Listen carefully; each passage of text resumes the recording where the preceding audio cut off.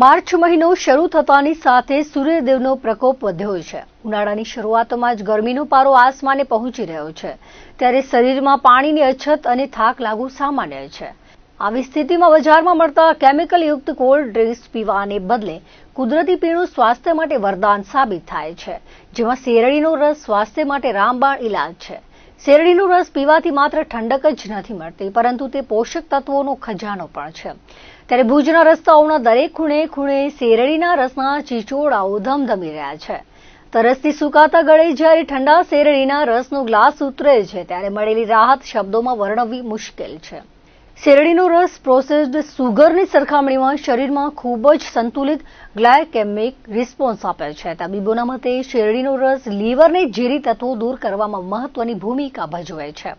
આયુર્વેદિક પરંપરાથી લઈને આધુનિક ચિકિત્સા સુધી કમળાના દર્દીઓને શેરડીનો રસ પીવાની સલાહ આપવામાં આવે છે। શેરડીના રસમાં રહેલા નેચરલ સુક્રોઝ અને ગ્લુકોઝ લોહીમાં ભળીને માત્ર 5 થી 10 મિનિટમાં શરીરમાં તાજગી ભરી દે છે। તેમાં રહેલા પોટેશિયમ, મેગ્નેશિયમ, આયરન અને ખાસ કરીને કેલ્શિયમ તેમજ ફોસ્ફરસનું મિશ્રણ હાડકાની સાથે દાંતના સ્વાસ્થ્ય માટે પણ ઉત્તમ છે।